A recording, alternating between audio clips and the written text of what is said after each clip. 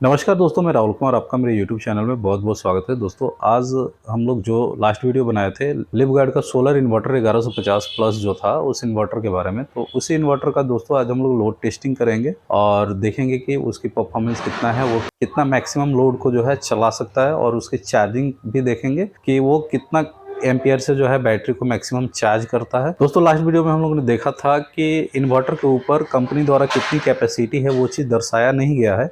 फिर भी आज के वीडियो में भी वो चीज़ हम लोग देखेंगे, इन्वर्टर पे क्या कुछ लिखा हुआ है और कैसे वो इन्वर्टर पे हम लोग लोड टेस्टिंग करेंगे, वो चीज़ भी हम लोग समझ लेंगे और साथ ही साथ जैसे डाटा हम लोग लेते हैं वो चीज़ लेते जाएंगे। तो दोस्तों, यहाँ पे आप लोग देख पा रहे लिवगार्ड का सोलर इन्वर्टर जो है, इसका मॉडल नंबर यहाँ पे लिखा हुआ है LSOG 1150 प्लस।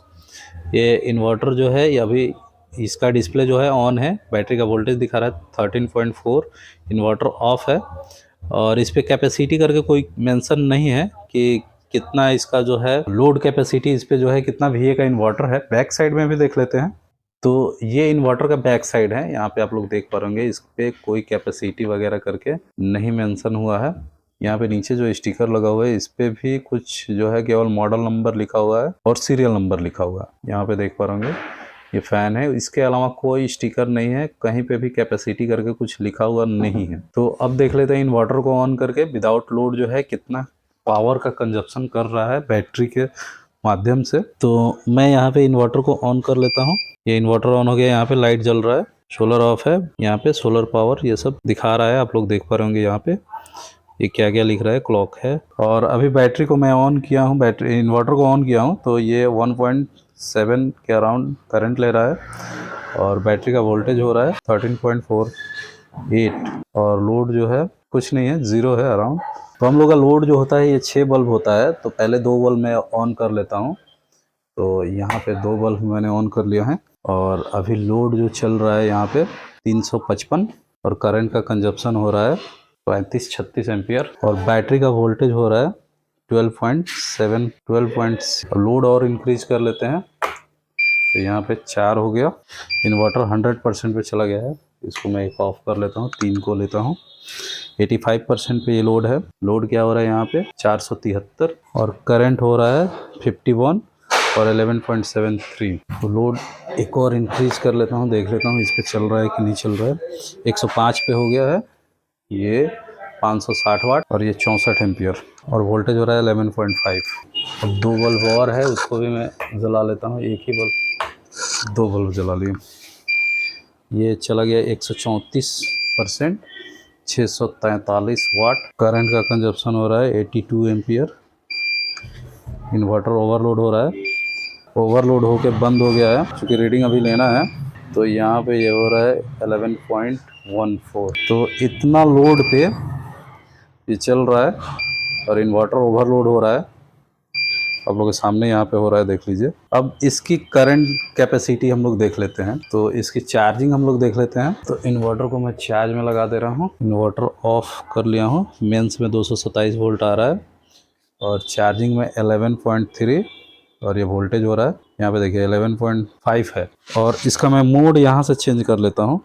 देखिए यहाँ पे ये बत्ती जल गया, मोड चेंज हो गया, तो यहाँ पे ये चार्जिंग कर रहा है 16 एम्पियर। तो दोस्तों, इस इन्वर्टर को हम लोगों ने टेस्ट किया तो यहाँ पे हम लोगों ने देखा कि कुछ अलग ही डिफरेंस ही हुआ है। कुछ यहाँ पे जो है इस वाले रो में आप देखिएगा तो ये 20% लॉस पे चला है और ये वहीं इसके ऊपर जो है 22% और यहाँ पे 24% पे गया है। ये थोड़ा सा एक डिफरेंस डाटा निकल के आया है। शायद हम लोग को डाटा लेने में कुछ कहीं हो, पॉइंट कुछ अलग अलग हो गया हो, या तो हम लोग को करंट का कंजप्शन जो है जो अलग नोट कर लिया हो या वोल्टेज जो है अलग नोट कर लिया हो सकता है कुछ डिफरेंस हुआ हो जिसकी वजह से थोड़ा सा ये अलग हुआ है। लेकिन देखा जाए तो इस इन्वर्टर पे हम लोग यहाँ पे देखिए, तो यहाँ पे हम लोग 4 बल्ब जला रहे थे।